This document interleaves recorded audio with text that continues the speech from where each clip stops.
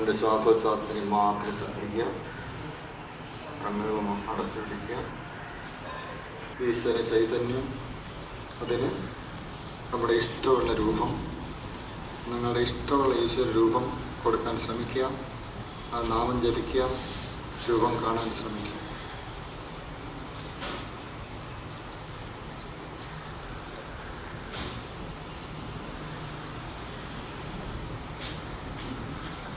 ഈശ്വരൻ്റെ പാദങ്ങളിൽ നിങ്ങളുടെ എല്ലാ പ്രാർത്ഥനകളും നമുക്ക് പ്രാർത്ഥിക്കാം. എല്ലാവരും ഒരുമിച്ച് ചൊല്ലുക. ഓം സർവേ ഭവന്തു സുഖിനഃ സർവേ സന്തു നിരാമയാഃ സർവേ ഭദ്രാണി പശ്യന്തു മാ കശ്ചിത് ദുഃഖഭാഗ് ഭവേത്. ഓം ശാന്തി ശാന്തി ശാന്തി. ഹരി ഓം തത്സത്.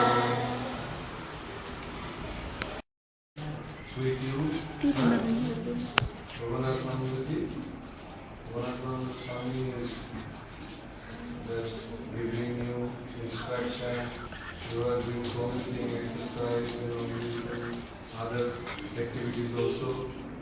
So you participate nicely, and it will be good for you because you will get some experience through this. तो सबसे बड़ा जो बात है कि तुम लोग जो रामकृष्ण मिशन में एक बार घुस गए ना, तो ये याद रखना पड़ेगा कि अभी बाहर जाने से तुम लोग का एक तो रामकृष्ण मिशन का सीजन तो बहुत टाइम लग गया, इसीलिए तुम लोग बाहर जाओगे तो तुम लोग कुछ अच्छा काम करोगे तो वो रामकृष्ण मिशन का नाम होगा, तुम लोग कुछ बुरा काम करोगे तो रामकृष्ण मिशन का बदनाम होगा. ये सबसे बड़ा बात है, ध्यान रखना. സ്വാമിജിക്ക് കടക്കാൻ കഴിഞ്ഞത് എന്തുകൊണ്ടായിരുന്നു? അദ്ദേഹത്തിനുള്ള ധൈര്യമായി. നിശ്ചയദാർഢ്യം ഉണ്ടാവണമെങ്കിൽ എന്തുണ്ടാവണം? ധൈര്യം ഉണ്ടാവണം. എന്താ ടീച്ചർ, നീ ഗുണപ്പട്ടിക പഠിച്ചോ?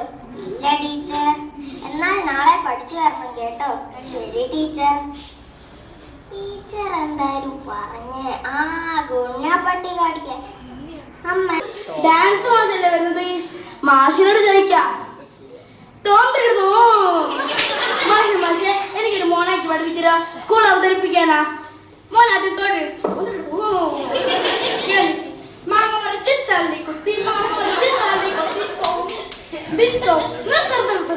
ഇതൊന്നും എനിക്ക് വേണ്ട, ഇതൊന്നും മോണായിട്ടല്ല. അല്ല, രാജേട്ടനല്ലേ വരുന്നത്, രാജേട്ടനോട് ചോദിക്കാം. രാജേട്ടാ നിങ്ങൾ രാഷ്ട്രീയക്കാരനല്ലേ, എനിക്കൊരു മോണാക്ട് പഠിപ്പിച്ചു തരുമോ? ഈ മോണാക്ട് എന്ന് പറഞ്ഞാൽ 1962 ഞങ്ങൾ പ്രതിപക്ഷത്തായിരിക്കുമ്പോൾ ഞങ്ങൾ ഇതിനെ കുറിച്ച് പഠിച്ചു. അനീതിക്കെതിരെ ശബ്ദമുയർത്താത്തവരും അക്രമത്തിനെതിരെ കൈ ഉയർത്താത്തവരും ഭീരുക്കളാണ്, വെറും ഭീരുക്കൾ. ഇതാരേക്കാം അവനെ അമ്മൂട്ടിയുടെ ഫ്ലാഷ്ബാക്ക്. പോയി കുട്ടി പോയി കൊന്നതാ, ചുട്ടി കൊന്നതാ ആ ദുഷ്ടന്മാരെ.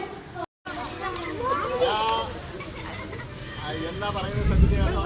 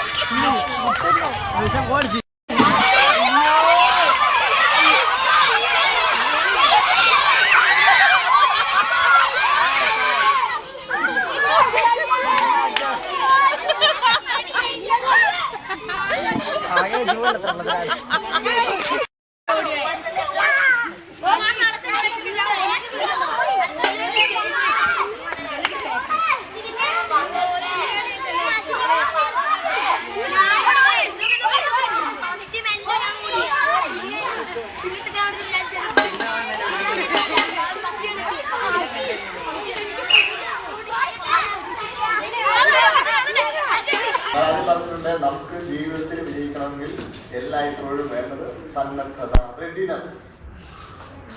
എന്ത് കാര്യം ചെയ്യാനും തയ്യാറായിരിക്കണം, റെഡി ആയിരിക്കണം, ചെയ്യാൻ പറ്റണം, ചെയ്യാൻ പരിശ്രമിക്കണം. അതാണ് കാര്യം. അപ്പൊ ഇപ്പൊ ഒരു ചെറിയ കളി. നമ്മളൊക്കെ ബ്രേക്ക്ഫാസ്റ്റ് പലതും കഴിക്കും അല്ലേ? എന്തൊക്കെയാണ്? ഇഡ്ഡലി, ദോശ,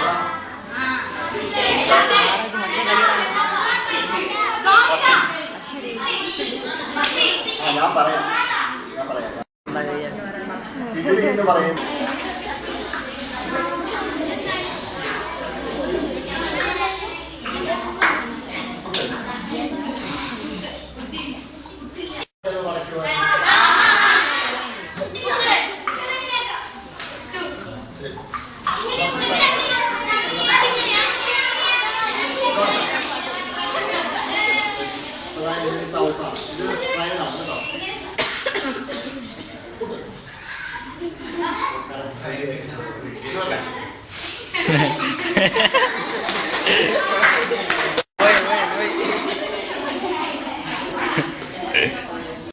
എനിക്ക് നല്ല രസം തോന്നി.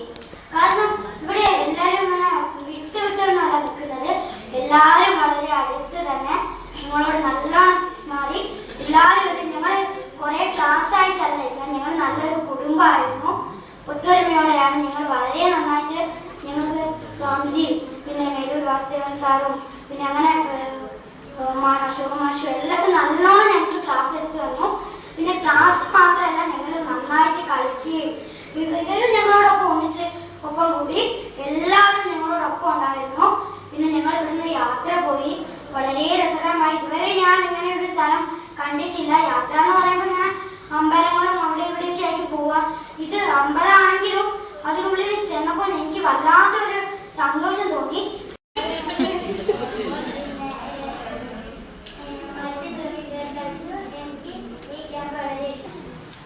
സ്കൂളിൽ നിന്ന് കുട്ടികൾക്ക് കിട്ടുന്നത് വളരെ കുറച്ച് കാര്യങ്ങളൊക്കെയാണ്. സ്കൂളുകളിൽ പലതരത്തിലെ ക്യാമ്പുകളൊക്കെ നടക്കുന്നത്. പക്ഷെ തികച്ചും വ്യത്യസ്തമായിട്ടുള്ള ഒരു ക്യാമ്പുകളാണ് നമ്മുടെ ഇവിടെ നടക്കുന്നത്.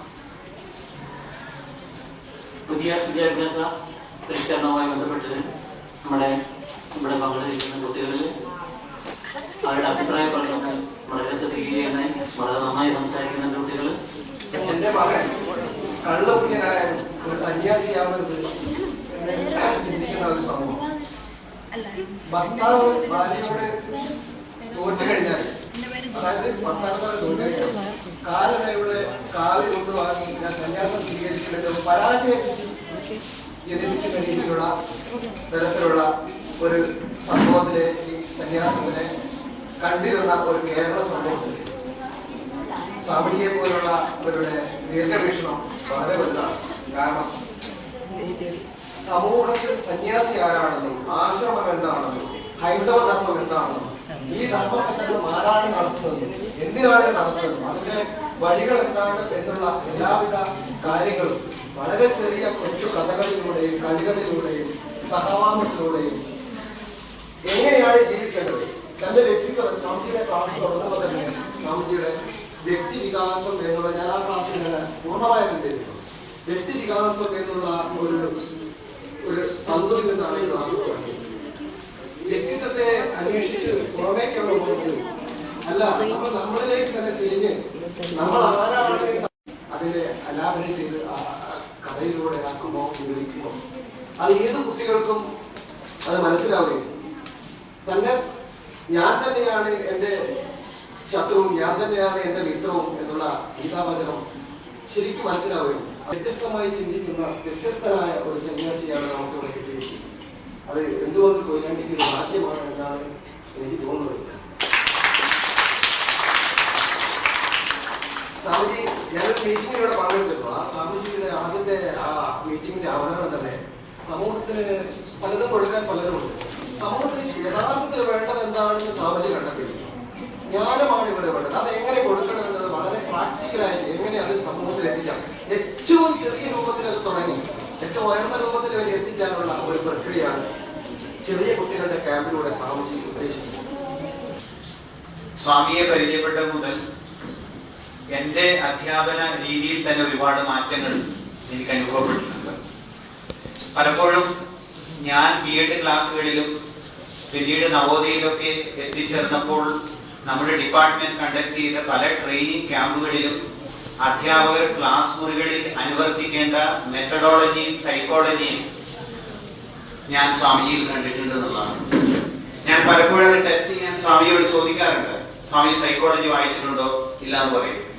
സ്വാമിജി മെത്തഡോളജി നന്നായി പഠിച്ചിട്ടുണ്ടോ? ഇല്ല എന്ന് പറയും. പിന്നെ എങ്ങനെയാണ് ഒരു കോൺസെപ്റ്റിൽ നിന്ന് ഒരു ലെസണെ ഇത്രയും നന്നായി ഡെവലപ്പ് ചെയ്യാൻ സ്വാമിക്ക് സാധിക്കുന്നത്? അത് ഞാൻ വളരെ അത്ഭുതത്തോടു കൂടിയിട്ടാണ് എപ്പോഴും നോക്കി കണ്ടിരുന്നത്.